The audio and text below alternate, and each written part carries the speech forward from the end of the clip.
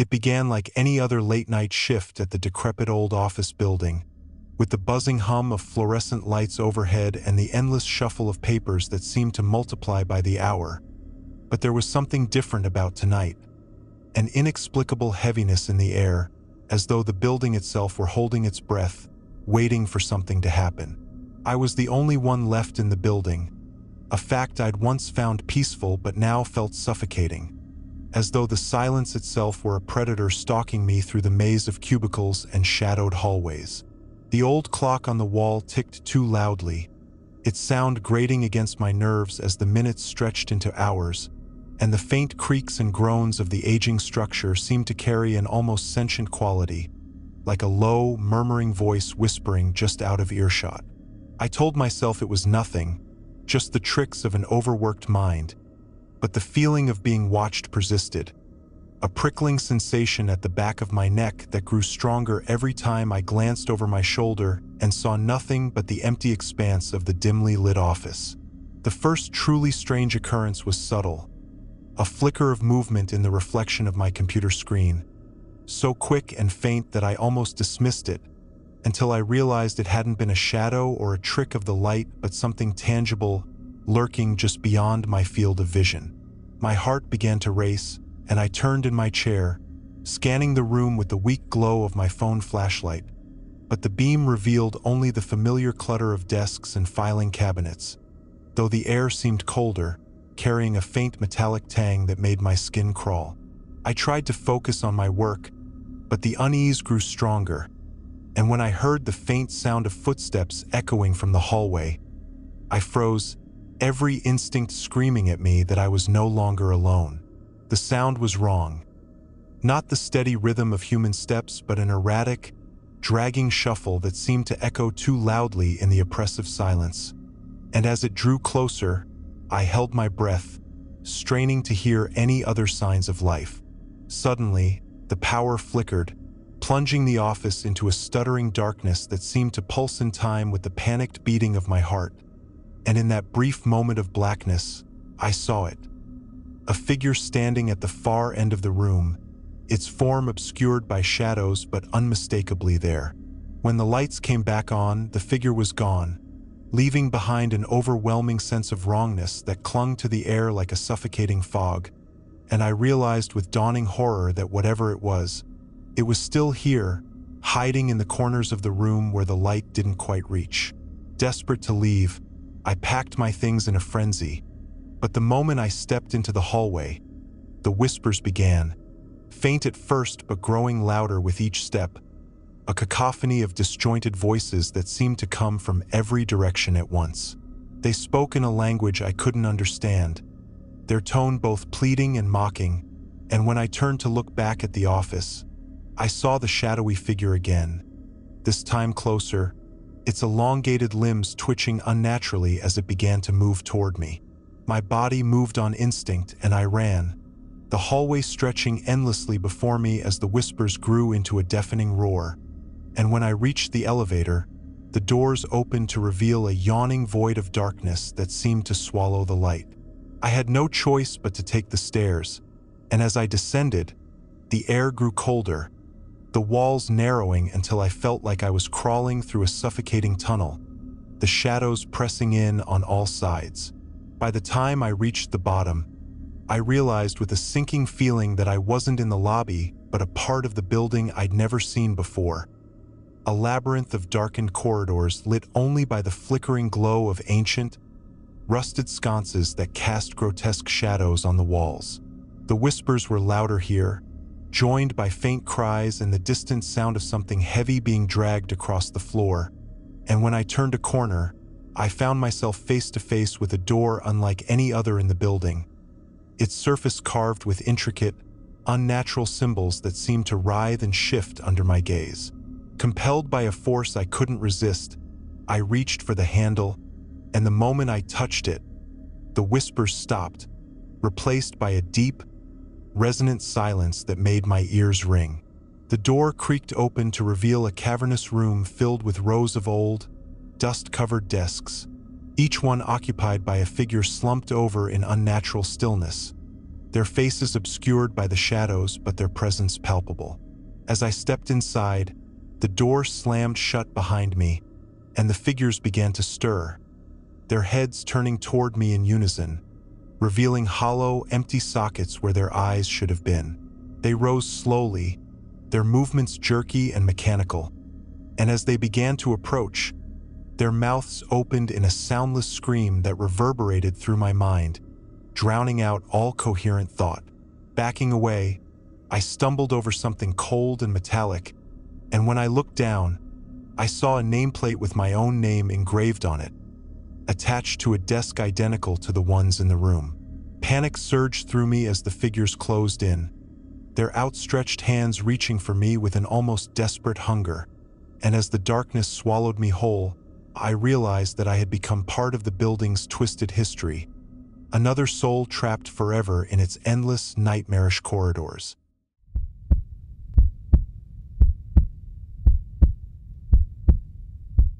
The clock on the wall ticked relentlessly, its rhythm a cruel reminder of the hours stretching endlessly ahead of me. As I sat alone in the office, surrounded by the hum of outdated computers and the faint, stale scent of neglected corners. It was a night shift I had reluctantly taken, hoping the quiet would help me catch up on the avalanche of reports piling on my desk. But the deeper the night grew, the less the silence felt calming and more like a predator circling its prey. The overhead fluorescent lights cast a sickly, pale glow that flickered every few seconds, creating fleeting moments of darkness that seemed to linger a fraction too long, and the shadows that danced on the walls appeared to move with a sinister intent, like silent sentinels watching my every move. At first, I chalked it up to exhaustion, brushing off the creeping paranoia and focusing on my task, but the sensation of being watched gnawed at me, a cold, clammy feeling that settled in the pit of my stomach.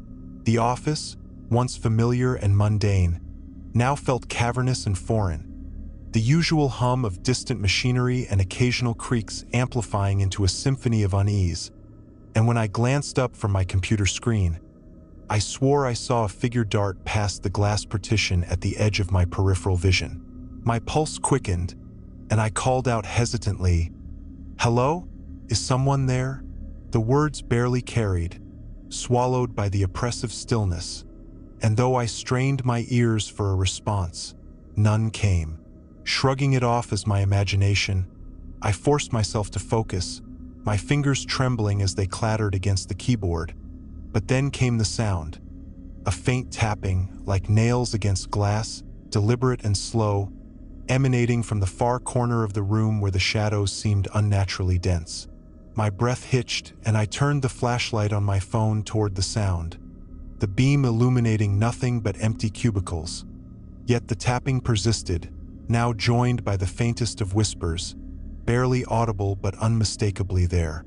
It was a voice, or perhaps many voices, overlapping and disjointed, speaking in a language that felt ancient and wrong, and though I couldn't understand the words, their tone carried an overwhelming sense of malice that sent shivers down my spine.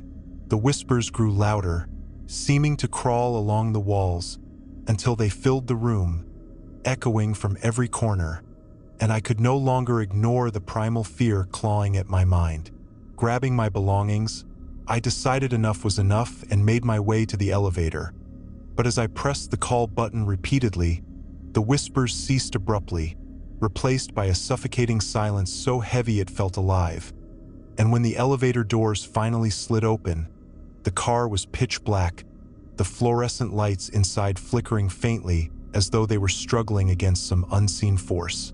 Against my better judgment, I stepped inside, the doors closing with a groan that echoed unnaturally, and as the elevator began its descent, the faint glow of its lights revealed faint handprints on the walls, smudged and fading, as if they had been left by someone or something, frantically clawing to get out. The descent slowed, the hum of the elevator's motor growing distorted, and just as I thought we had reached the lobby, the doors opened not to the familiar reception area but to a corridor I had never seen before, its walls lined with warped, peeling wallpaper and a long, dark carpet that seemed to stretch endlessly. The air was damp and heavy, carrying the metallic tang of blood and decay, and though every fiber of my being screamed at me to stay inside the elevator, the oppressive darkness pressing against the glass forced me to step out, my phone flashlight the only feeble shield against the unknown. As I moved forward, the whispers resumed, louder and more distinct now, and with each step, they grew into a cacophony of voices, some weeping, others laughing, but all carrying the same undercurrent of despair and rage. The corridor seemed to shift as I walked, the walls closing in and then stretching outward, and at one point, I passed a mirror hanging crookedly on the wall, its surface rippling as though it were made of water. When I glanced into it, my reflection wasn't my own but that of a gaunt, hollow-eyed figure staring back at me, its lips moving silently as though trying to warn me of something. I stumbled back, heart pounding, and as I turned away, the mirror shattered with a deafening crash, shards of glass scattering across the floor and vanishing as though they had never existed. Panic consumed me and I broke into a run, the corridor stretching infinitely before me, the whispers now accompanied by the faint sound of footsteps. Quick, uneven, and far too close.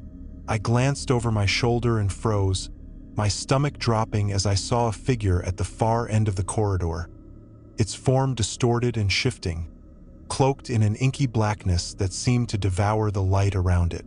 Its head tilted unnaturally as it began to move toward me, each step jerky and wrong, its limbs elongating with every motion until they scraped against the walls and floor.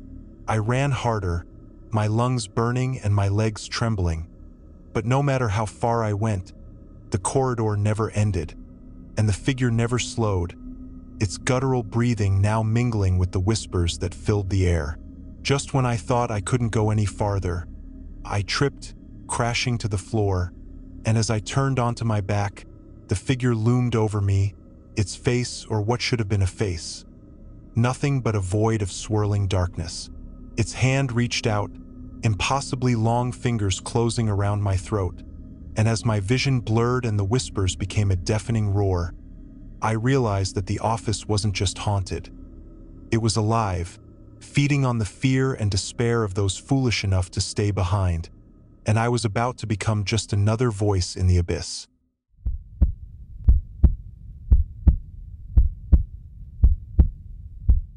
The moment I clocked in for my late-night shift, I felt the oppressive weight of solitude creeping over me, the kind that sinks into your bones and refuses to let go, as though the building itself knew I was the only soul left inside. The fluorescent lights flickered inconsistently, their buzzing hum mingling with the distant sound of an air vent rattling somewhere deep within the bowels of the office. I sat at my desk, surrounded by the stale stench of coffee stains and forgotten lunches, pretending the growing unease gnawing at the edges of my consciousness wasn't real. The work in front of me blurred together, rows of spreadsheets and meaningless data, and yet, no matter how hard I focused, I couldn't shake the sensation of being watched. I glanced at the large clock on the wall. It was 2:03 a.m., and time itself seemed to crawl unnaturally slow, the second hand lagging behind, as though hesitant to move forward. I told myself it was just exhaustion playing tricks on my mind until I heard the faintest tap, tap, tap echoing down the hallway, almost imperceptible, but just loud enough to make my skin crawl. At first, I thought it was my imagination, some figment born from my own paranoia, but the sound persisted, growing louder and more deliberate, like the footsteps of someone or something that knew exactly where I was. I stood, my chair scraping loudly against the floor, the sound jarring in the otherwise still and silent space, and as I turned to face the hallway, I felt an icy draft brush against my neck, as though someone had exhaled just behind me. "Is someone there?" I called out, my voice trembling and barely audible, swallowed by the vast emptiness of the office. The tapping stopped abruptly, replaced by a profound, unsettling silence that pressed against my eardrums. Heart pounding, I stepped into the hallway, phone flashlight in hand, its weak beam illuminating only a few feet ahead as shadows stretched impossibly long along the walls. The office felt unfamiliar, alien, as though the very architecture had shifted in my absence. The hallways seemed to twist and stretch, leading to areas I didn't recognize, and every door I tried was either locked or open to rooms that shouldn't exist. Storage closets filled with rotting furniture, meeting rooms covered in cryptic graffiti etched deep into the walls, and once, a dark stairwell that spiraled downward into an abyss I dared not explore. Panic began to set in, the rational part of my brain trying to convince me this was all just a dream or some elaborate prank. But the growing dread in my chest told me otherwise. The tapping resumed, louder now, accompanied by a faint scraping sound, like nails dragging across a hard surface. And as I turned a corner, I froze, my blood running cold. At the far end of the hallway stood a figure, unnaturally tall and thin, its head tilted at an unnatural angle, and its body shrouded in a dark, pulsating mist that seemed to distort the air around it. The flashlight flickered, and for a moment, the figure was gone, only to reappear closer, its vacant, hollow eyes locking onto mine. My breath hitched, and I stumbled backward, dropping my phone, its light spinning wildly as it hit the floor, casting grotesque shadows that seemed to move independently of their sources. The whispers began then, faint at first, like a dozen voices speaking in unison, their words incomprehensible yet filled with malice. I picked up my phone, my shaking hands fumbling as I turned to run, only to find that the hallway behind me had changed, stretching into a seemingly endless corridor lined with doors, each one slightly ajar, revealing glimpses of horrors I couldn't fully comprehend. Faces pressed against the glass panes, their features twisted into expressions of despair and rage, disembodied hands clawing at the air, and once, a pair of glowing red eyes that blinked and disappeared. My legs felt like lead, each step harder than the last, as though the very air around me had thickened, dragging me down into its suffocating embrace.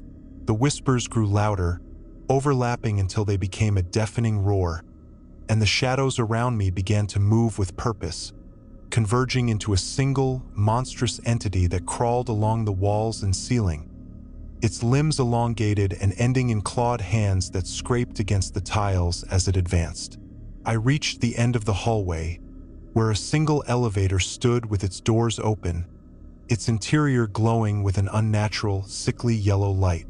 Desperation drove me forward, and I threw myself inside, slamming the button for the ground floor repeatedly as the doors slid shut, the creature's claws narrowly missing me. But as the elevator began its descent, the whispers returned, louder than ever, and the light inside flickered, revealing that I was not alone. In the corner stood the same figure from the hallway, its head now upright, revealing a face that was not a face at all but a swirling void that seemed to pull at the edges of my mind, threatening to consume me entirely. The elevator ground to a halt with a violent jolt, and the doors opened not to the lobby but to the same hallway I had just escaped, the same endless stretch of doors and shifting shadows. I screamed, the sound swallowed by the oppressive darkness, and as the figure stepped closer, its void-like face inches from mine, I realized with sickening clarity that there was no escape. The office had claimed me, and I would never leave.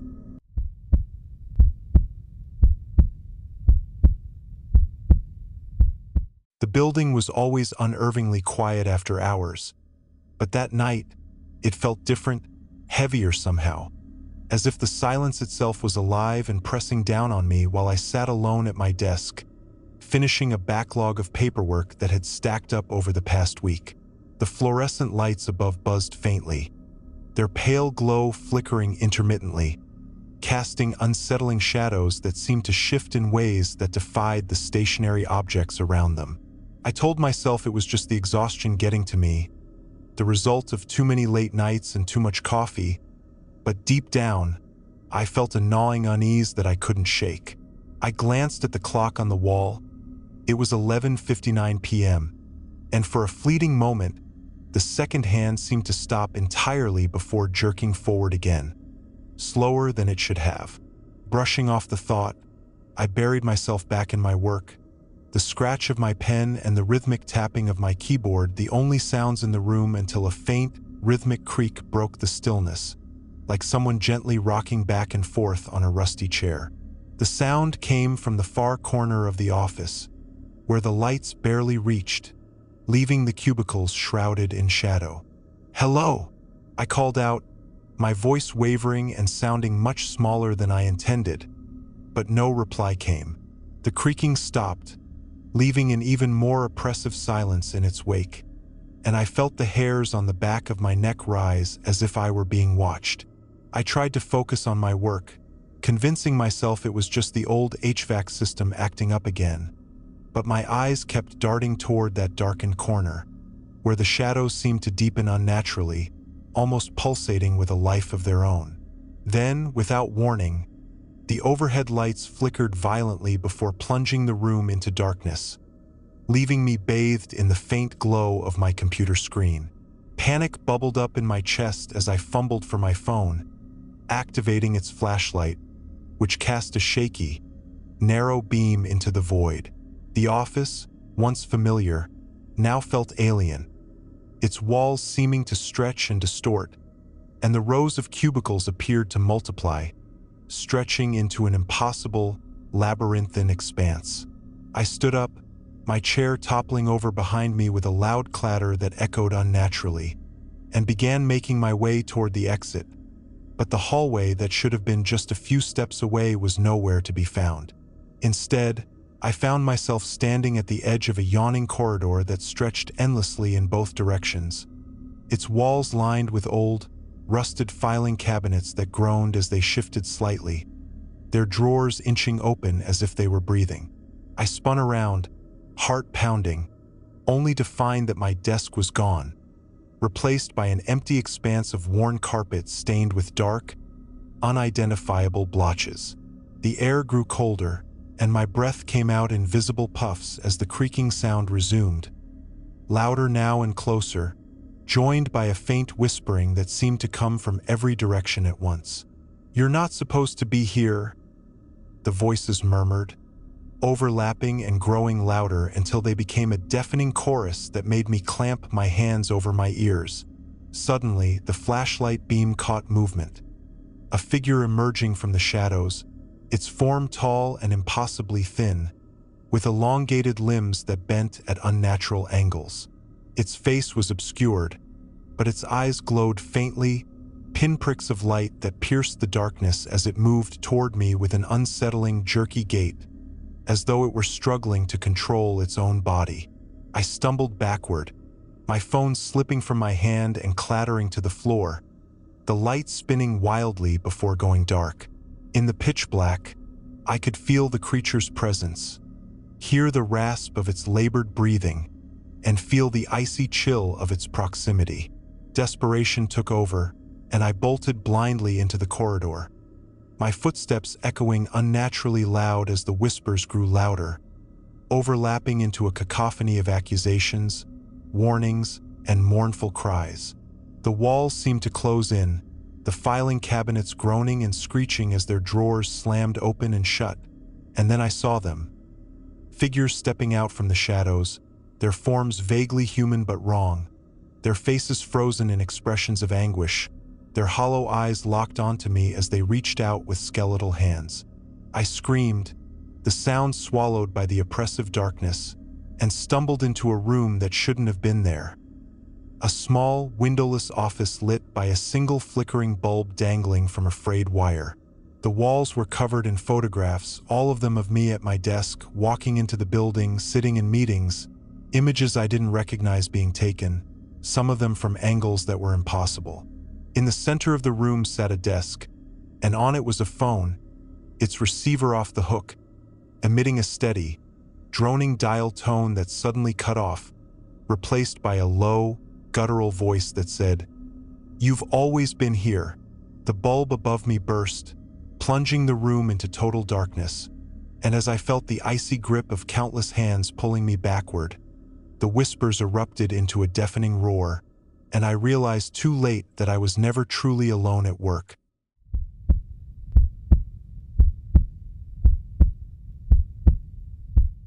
It began as a routine late shift, a stack of invoices piling up on my desk and the faint buzz of the office's fluorescent lights hanging overhead. But something felt off the moment I stepped into the building that evening. Like the air was heavier, thicker, as if the walls themselves were alive and watching me. Everyone had left hours earlier, their desks cleared and abandoned, and the silence was suffocating, broken only by the faint hum of the old HVAC system that rattled intermittently like a wheezing breath. I sat at my desk, trying to shake the unease, and dived into the work, losing track of time until the clock chimed 11:11 p.m. A small electronic beep from the wall-mounted device that seemed louder than it should have been.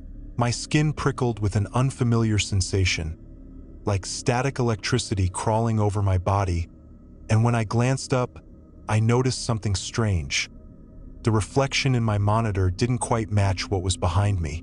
At first, I thought it was just a trick of the light, but as I tilted my head, I could swear I saw a figure standing by the copy machine. A tall, shadowy silhouette that didn't move, its head tilted slightly, as if it were listening. I turned around quickly, my chair scraping loudly against the floor, but the space was empty. Nothing but a row of silent cubicles stretching into the dimly lit expanse of the room. "You're imagining things?" I muttered to myself, my voice trembling slightly, and I returned to the invoices, trying to ignore the growing knot of anxiety in my stomach. The minutes dragged on, the quiet now oppressive, and I began to notice small, inexplicable details. A faint whisper that seemed to come from nowhere, the sound of a distant printer whirring to life though no one was using it, and the distinct feeling of being watched, as if a pair of unseen eyes were studying me from just beyond the reach of the light. My resolve faltered when the first email arrived, a message with no subject line and no sender, containing only a single phrase, "Do not look up." My heart pounded as I stared at the screen, my mind racing through possibilities. An elaborate prank? A technical glitch? But before I could think too long, the ceiling lights flickered and dimmed, leaving only the glow of my monitor to illuminate the space. Against my better judgment, I glanced upward, and what I saw froze the breath in my lungs. A mass of writhing, sinewy tendrils clung to the ceiling, pulsating and glistening like wet flesh, and within the writhing chaos were dozens of eyeless faces, their mouths frozen in silent screams, their skin stretched taut over skulls in expressions of eternal agony. My chair tipped backward as I scrambled to my feet, knocking over my coffee, which spilled in a steaming pool across the floor. The tendrils began to descend, slow and deliberate, reaching out as though searching for something. No, someone. My instincts screamed at me to run, but my legs felt rooted to the spot, paralyzed by the sheer terror of the unnatural sight before me. One of the faces turned toward me, its mouth opening to release a guttural, bone-chilling moan that echoed throughout the office, reverberating in my very bones. I bolted then, sprinting down the hallway toward the emergency exit, but the building seemed to shift and twist around me, the walls elongating and warping as if alive, their surfaces rippling like water. I reached the door, slamming into it with all my weight, but it wouldn't budge. My shaking hands fumbled for my phone, only to find that the screen now displayed a live video feed of me from some impossible angle, the shadowy tendrils closing in on my frozen figure in real time. Panic overtook me, and I turned to face the thing that was hunting me. But instead of the office, I found myself standing in an endless corridor lined with mirrors. Each mirror reflected a different version of me. Some younger, some older, and others twisted and deformed in ways I can't describe without feeling nauseous. One of the reflections stepped out of its frame, grinning with an unnatural smile that stretched ear to ear, and said in a voice that sounded like mine but wrong, "You shouldn't have stayed so late." It lunged at me, its hands claw-like and cold as they wrapped around my throat, and everything went black. When I woke, I was back at my desk, the invoices neatly stacked, the office brightly lit, and the clock showing 8 a.m. as my coworkers began filing in. I tried to tell them what had happened, but they looked at me like I was crazy, their faces oddly blurry, as if I couldn't quite focus on their features. Now, every night when I stay late, I hear the whispers again, and the tendrils reappear, each time closer, each time more real. I don't know if I'll survive another shift, but I do know one thing. The office isn't just haunted. It's alive, and it's hungry.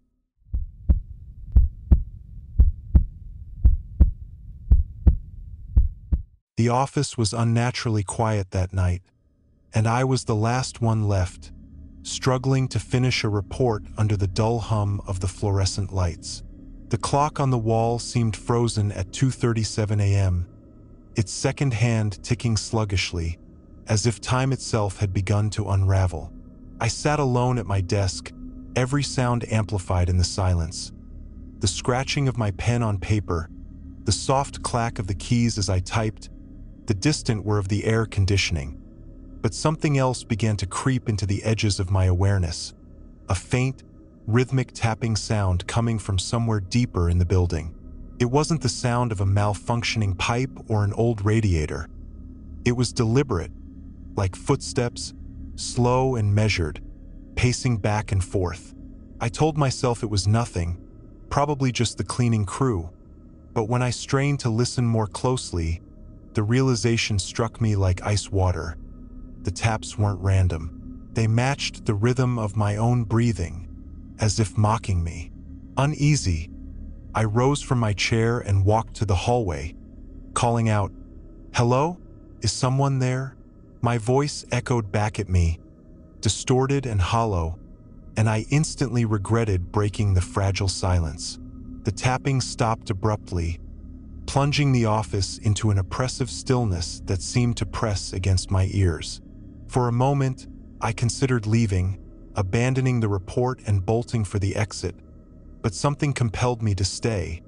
Some mixture of pride and the irrational belief that whatever was happening could be explained. I returned to my desk, trying to ignore the growing sense of dread. But then the power cut out. The monitors blinked off, the overhead lights died, and the only illumination came from the faint glow of the emergency exit sign at the end of the hall. My heartbeat thundered in my chest as I fumbled for my phone, switching on the flashlight, its narrow beam cutting through the suffocating darkness. That's when I saw it. Movement at the edge of the light, a shadow darting too quickly for me to follow. I froze, gripping my phone like a lifeline, and swept the beam around the room. But the space beyond my desk seemed impossibly vast, stretching far beyond the limits of the office I knew. The desks were no longer arranged in neat rows but scattered haphazardly, and some were overturned, their contents spilled onto the floor. Papers fluttered in a non-existent breeze, and the air smelled faintly of rot and decay. A low, guttural growl echoed from somewhere in the darkness, sending a jolt of terror through me. I ran toward the exit sign, my flashlight bouncing wildly, but the hallway stretched endlessly ahead, the sign always just out of reach no matter how fast I sprinted. Panic set in as I glanced over my shoulder and saw something chasing me.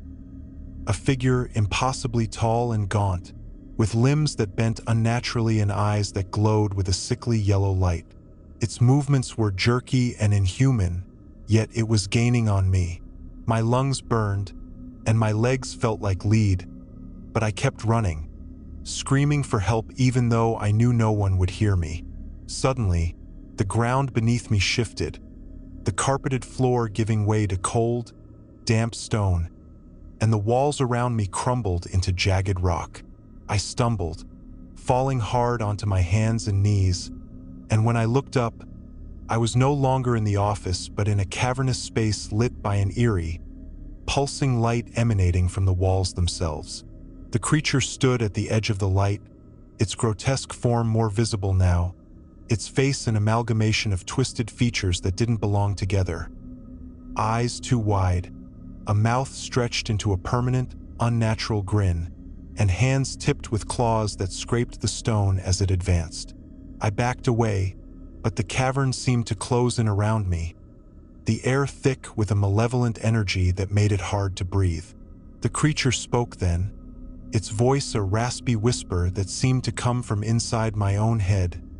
"You should not have stayed." I begged, pleaded, screamed for it to let me go, but it only laughed, a sound that echoed endlessly, growing louder and louder until I clamped my hands over my ears. Suddenly, the light around me flared, blinding me, and I found myself back at my desk, the office perfectly normal as if nothing had happened. The clock read 2:37 a.m., just as it had before. I gasped for air, drenched in sweat, and grabbed my bag, determined to leave and never return. But as I stepped into the hallway, my blood ran cold. Every desk was empty except for one, and sitting there, staring directly at me, was the creature, its yellow eyes glowing faintly as it whispered, "Your shift isn't over yet."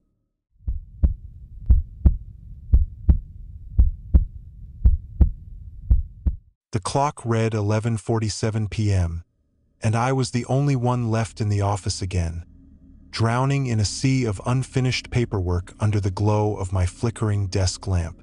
Outside, the city had gone silent, the kind of quiet that makes you hyper-aware of your own breathing. My coworkers had all left hours ago, and the usual office chatter was replaced by the unsettling hum of the air conditioning vents overhead. I tried to focus, but an inexplicable unease prickled at the edges of my consciousness, growing sharper with every passing second. The open floor plan of the office felt too vast, the darkness beyond my cubicle too thick, swallowing the distant rows of desks in a void that seemed alive. As I reached for my coffee, the unmistakable sound of a chair creaking broke the silence. A soft, deliberate groan of metal under weight. I froze, straining my ears, but the noise didn't repeat. Just the building settling. I whispered to myself, trying to calm my nerves, though the words felt hollow. A minute later, the sound came again, this time from a different direction, followed by the faintest shuffle of footsteps.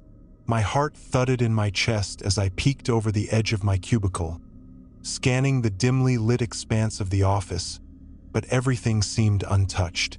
That's when I noticed it. One of the monitors on a desk far across the room flickered to life, casting a cold, bluish light that illuminated nothing but the chair in front of it, which was spinning slowly, as if recently vacated. The logical part of my brain screamed for an explanation. Maybe it was a power surge or the janitor messing around, but my gut told me otherwise. I stood up, calling out a shaky, "Hello!" The word barely carried, swallowed by the oppressive silence. The spinning chair stopped abruptly, and the monitor blinked off. My legs felt like lead as I forced myself to approach, driven by a mix of fear and some irrational need to prove nothing was wrong. Each step echoed too loudly in the vast emptiness, and I swore I heard faint breathing, shallow and labored, though I couldn't pinpoint its source.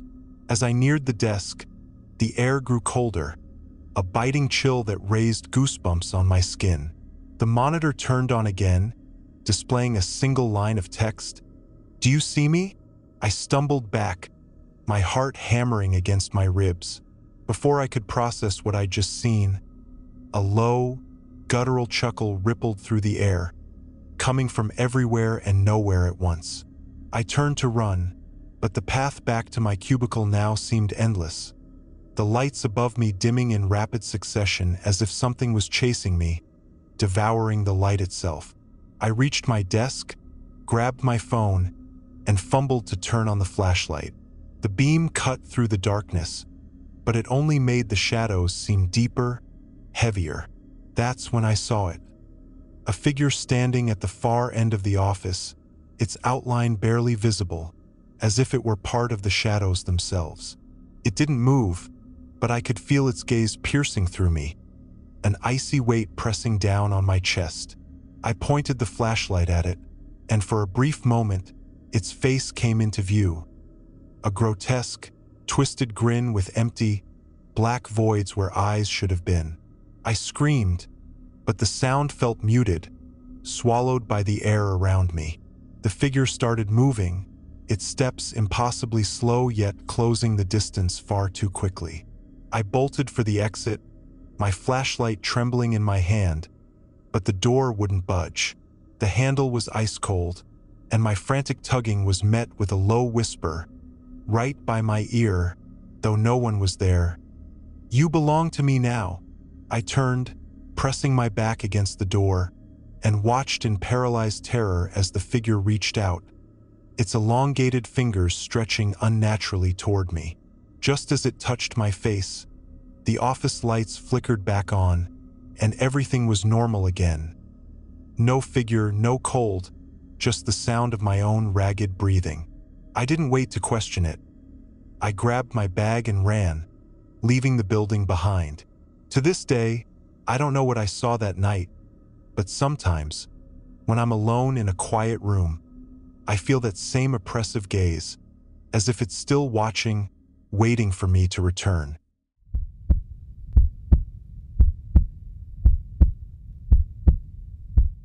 It started as a typical late shift at the office, the kind I usually enjoyed for the quiet. No clatter of keyboards, no hum of conversation, just the soothing click of my own typing echoing in the empty building. The clock ticked past midnight, and a hollow stillness settled over the place, save for the faint buzzing of the fluorescent lights above. The silence was comforting until it wasn't.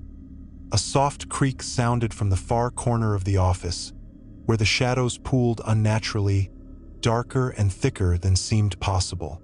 I dismissed it, blaming an old building's quirks, and focused on my screen, but my heart began to pound when the sound repeated, louder and closer this time. My breathing quickened as I swore I saw movement from the corner of my eye, a slight shift, as if the shadows themselves were alive. The air grew heavier, each breath feeling like I was inhaling lead. I got up, telling myself I'd check it out to put my mind at ease, even though every instinct screamed at me to stay at my desk. My steps echoed ominously on the linoleum floor, and the shadows seemed to ripple, forming vague shapes that disappeared when I blinked. I reached the corner, but there was nothing there. Only a faint, lingering chill that raised the hair on the back of my neck. As I turned to head back, the office lights flickered violently, plunging the room into near darkness. A whisper, a raspy, barely audible sound, brushed against my ear, making my blood run cold. "You shouldn't be here." Spinning around, my eyes darted frantically, but there was no one. Just endless rows of cubicles stretching into the oppressive darkness. I stumbled back to my desk, fumbling for my phone, only to find the screen wouldn't turn on. A metallic clinking noise started from somewhere deep in the office, like keys rattling or chains dragging, and it was getting closer. I ducked beneath my desk, heart pounding so loud I thought whatever it was would hear me. The noise stopped abruptly, replaced by the deafening silence, which was somehow worse. A sharp tap, tap, tap of footsteps broke the stillness, deliberate and slow, circling my desk. I didn't dare breathe, praying it would go away, but then a hand, a cold, bony hand, gripped the edge of the desk above me. My vision blurred as I fought the panic, squeezing my eyes shut and willing it to disappear. When I opened them, the hand was gone, but the sound of labored breathing filled the air, and it wasn't mine. Summoning every ounce of courage, I bolted for the exit, the heavy footsteps chasing after me, pounding like a drumbeat of terror. The door wouldn't budge, no matter how hard I yanked. I turned to face my pursuer and froze. There it stood, a formless mass of darkness with faint, glowing eyes emanating pure malice. It stretched toward me, tendrils of shadow snaking across the room as I screamed, flailing uselessly against its pull. Just when I thought it would consume me, the lights flickered back on, and the entity was gone. I staggered out of the office, leaving everything behind. My work, my belongings, even my shoes. I didn't care. I just needed to escape. I never went back, but sometimes, late at night, I dream of those glowing eyes and that whisper that still chills my soul. You shouldn't be here.